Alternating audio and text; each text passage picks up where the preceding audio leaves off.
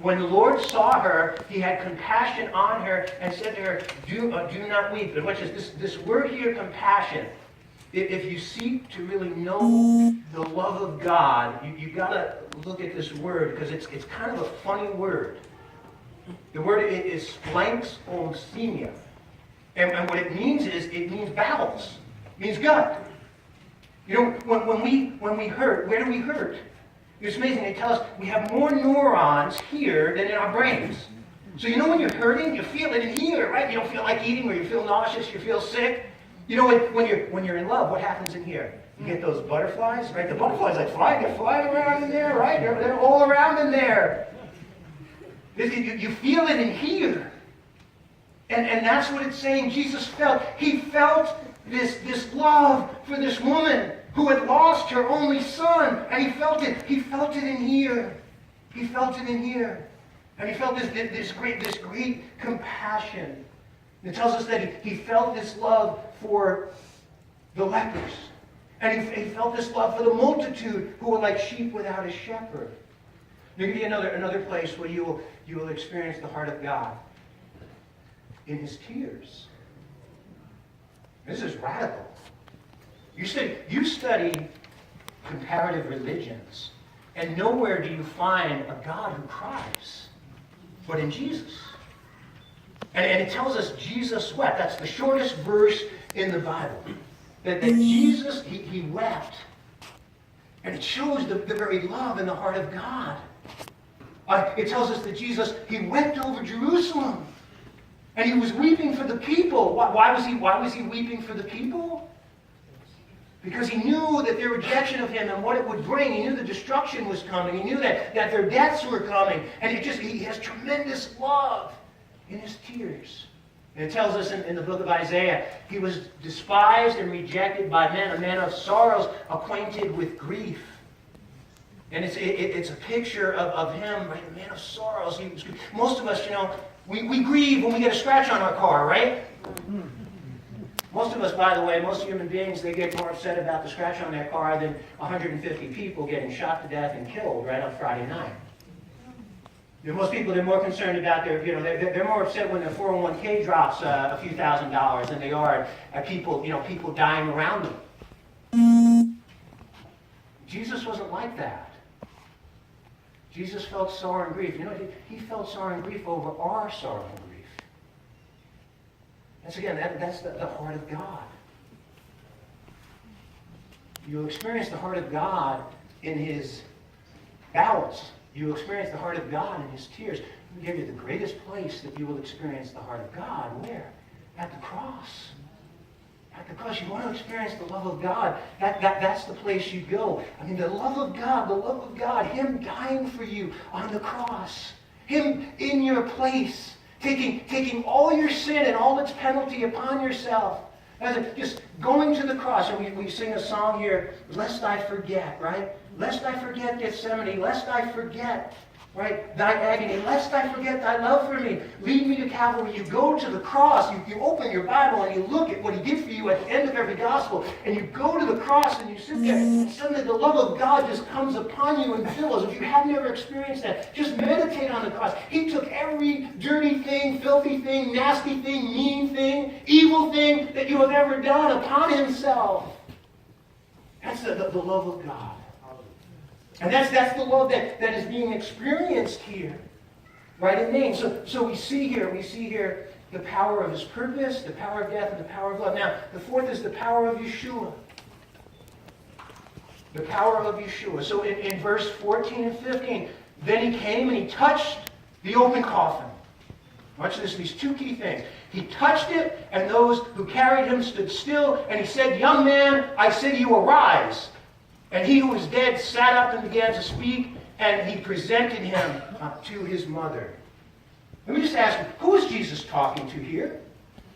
Was he talking to the corpse? Well, he's talking to the guy. He's talking to the kid. He's talking to the dude, right, who's dead. So was he talking to the corpse? And the last time I heard, you could say, people talk to the corpse when they die. They can't hear you. See, that's just the body. It's dead. Right? It's just a bunch of elements, a bunch of protons, neutrons, right? And just a bunch of atoms and molecules, and it's dead. So when he's talking, and it says here, right, he said, young man, who was he talking to? Well, where's the kid? Right, his body's there, right? His body's there in the open coffin. Yeah, he's in paradise. Understand paradise. When the thief is on the cross, Jesus said to him, today you will be with me in... Why do you say heaven? Right, because after he died and was raised, then heaven was open for all the believers. And he led all the Old Testament believers, right? It says in a train, not like they put together, they just all went up to heaven with him. But before that, they went to a place called paradise, or Abraham's bosom, Luke chapter 16. And it was like a temporary place, but it was a cool place, a good place. No pain, no tears, right? It was like a little taste of heaven. And that's where he is. And guess what happens here? He's in paradise. And he had to be, man, this is the greatest thing. I can't believe how great this is. There ain't no pain, there ain't no tears, there ain't no death, there ain't no aging. He's just healthy and whole. And he's like, and all of a sudden the loudspeaker comes on. And it's like, hey love, it's me, Jesus, I'm calling you back. And he's like, oh man. You ever think about when Jesus called people back? Yeah. Like Lazarus comes back, widow of Nain's daughter, Jesus, why'd you call me back? Man, I'm in this great place and you call me back? Oh man. That's why I think Jesus wept at Lazarus' tomb. He wept because he had to call him back. You know, he wept because of all the people weeping, and he wept because he was sad. Well, there's a lot of truth to that. I believe he wept, though, because he had to call him back. Think about it. He knew exactly what that place was like. So here he comes. He calls out and he comes back, and we see the power of Yeshua. Here, four things to talk about the power of Yeshua. One, the great power of his presence. You know, whenever Jesus showed up, what did the demons do? They split. They ran.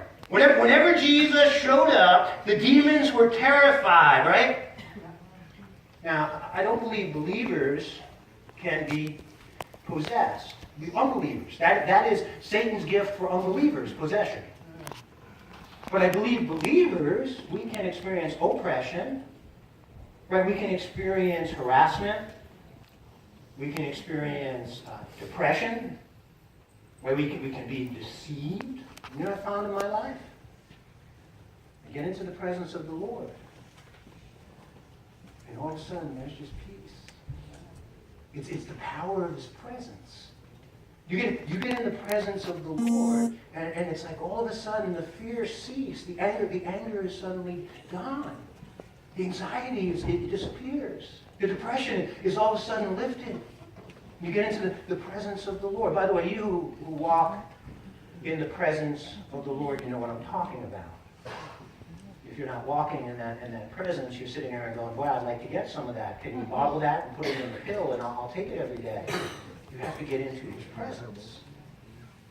Second thing is the power of his word.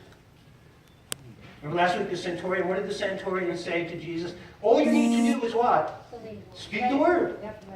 Just speak the word. The same word that he spoke existence, right? He spoke the universe into existence. It's the same word that he calmed the storm with. Be still. Have the Lord just speak that.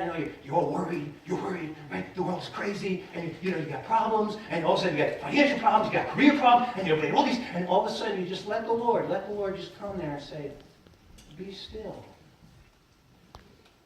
And he speaks that word in your life, and all of a sudden, you realize the things of this earth grow strangely dim, right, in the light of his glory and his face. I'm going to show you that the power of his word is a great passage. John chapter 5, 25 to 29. I preached a couple weeks on this a couple of years ago. Jesus says this, most assuredly I